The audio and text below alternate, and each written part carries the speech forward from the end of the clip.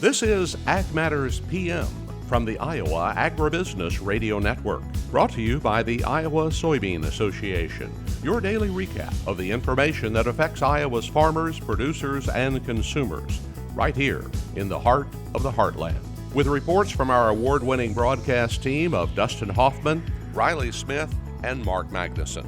Now, from the IARN studios in Des Moines, here's Mark Magnuson. Hello everyone, and welcome into today's episode of Ag Matters PM on the Iowa Agribusiness Radio Network. My name is Mark Magnuson. Today is Wednesday, August 17th. It is day 7 of the Iowa State Fair, and we are here on location once again. We've got a great show for you. Thanks so much for tuning in. On today's show, I get a chance to visit with the Iowa State Dairy Club and their I Milked a Cow exhibit on the fairgrounds in the Cattle Building. We also have all of today's ag weather outlook for you. But first, here are the markets.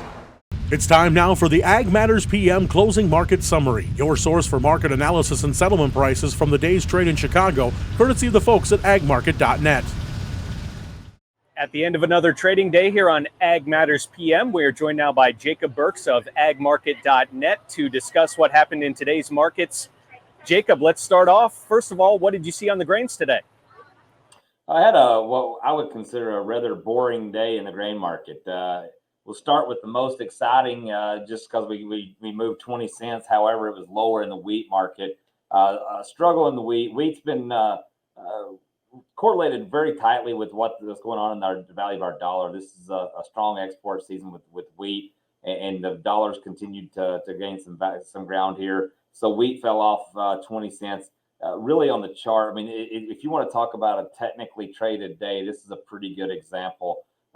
We broke through some of that support in the wheat market and all three classes of the wheat, and could not gain any type of momentum. We just kept falling off here. Your Chicago wheat was down, 22 cents, 20 cents in Kansas City, and we were another 20 cents in the Minneapolis spring wheat. But you want to look at the beans have had, some really wide ranges. Today we were 21 cents, and in the marketplace that we've seen for the last, several months, we've seen, very few days that were 20-cent ranges, and so we ended up closing 9 cents higher new crop soybeans, right at $13.90. In the beans, the corn had the same type of story in the 11-cent trading range today, or less than that actually, just over 10 1/4. And so we ended up closing 2 cents higher in the corn, and it was just kind of a yawner, and that's okay sometimes when you're looking at a weather market like this, to stay a little bit, have a little bit of calmness about it. It's not a bad thing. If you look at the 20-day and 10-day moving averages in the corn, we traded all day long in that December corn between that 20-day to the top, the 10-day at the top and 20-day moving average at the bottom. So really, really technically traded there. Did not get a whole lot of moves off of anything outside news, outside markets or anything like that. You look at your soybean contract. We held yesterday's lows. I had kind of an inside trading day and was really capped out by some of the moving averages. The cross between the 20-day moving average and the 200-day moving average really held the soybeans in check today. So all in all, you guys at the fair didn't miss a whole lot today. And as far as the livestock goes, Jacob, what were your takeaways from the livestock markets today? Well, I think that's where everybody's focus was today. I mean, we hear a lot of talk about the funds, and the funds have had a relatively small position in the feeder cattle for a while.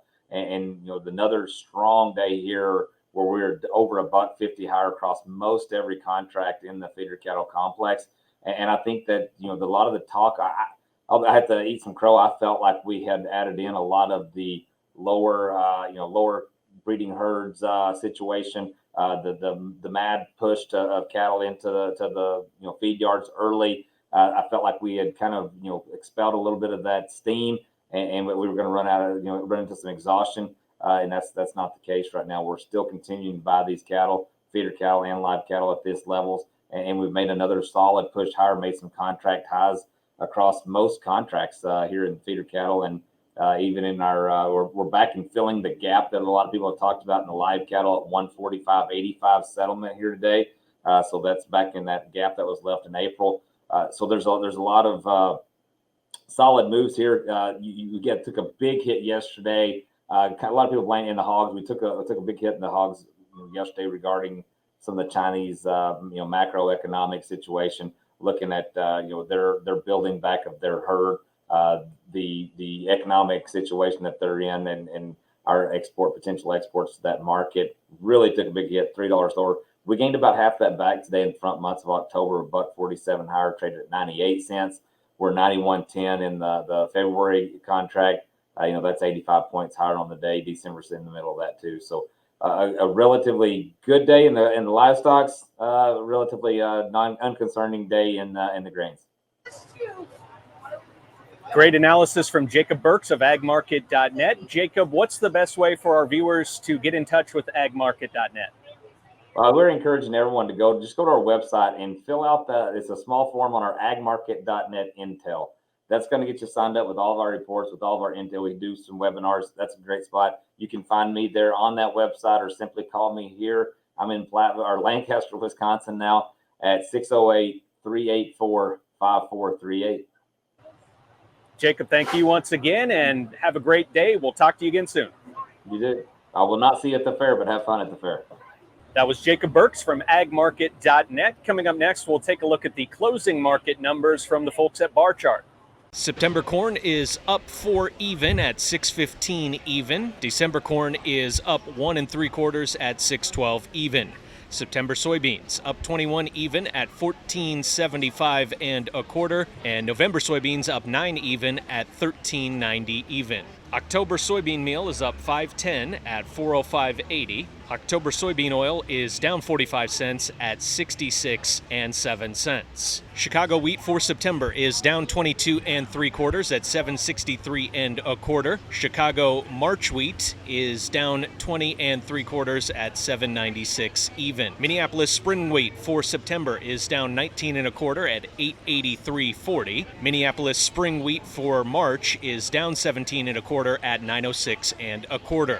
And Kansas hard red wheat for September is down 20 3/4 at 851 even. Kansas hard red wheat for March is down 19 cents at 855.40. On the Merc, the August live cattle are up 45 cents at 141.75. Feeder cattle for August are up $1.72 at 183.25. Lean hogs for October are up $1.47 at $98.05. The pork cutout for October is up $1.67 at 108.15, and Class 3 milk is down 9 cents at $20.08.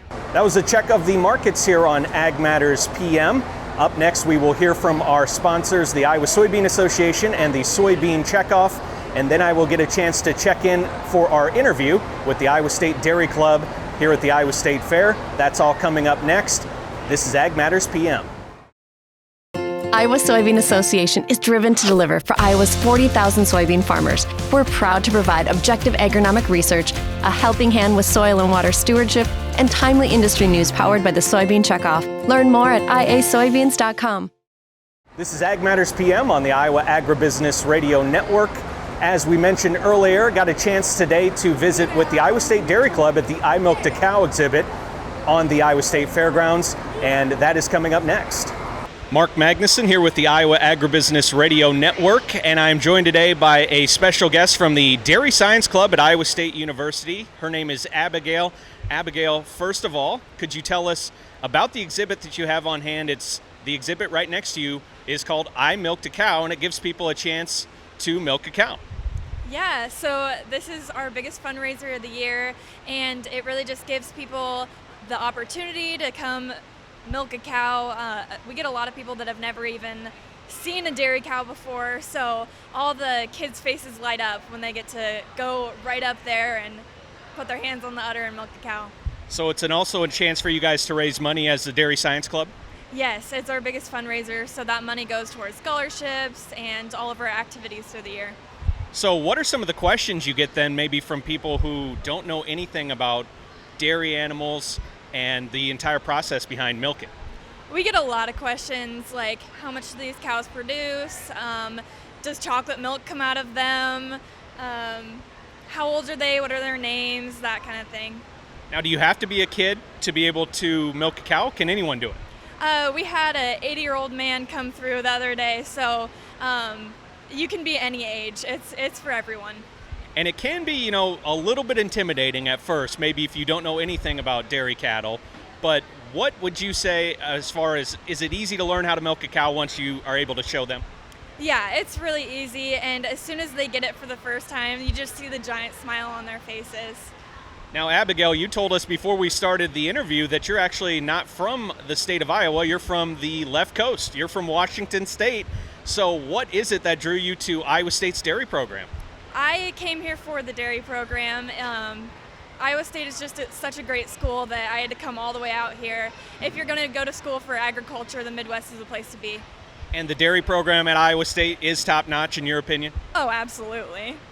And so when you have this exhibit, it's a chance to teach people about maybe something they don't know a whole lot about. Has that been exciting for you to get the opportunity to show people what this is, what goes into milking a cow, taking care of dairy cows, and that type of thing?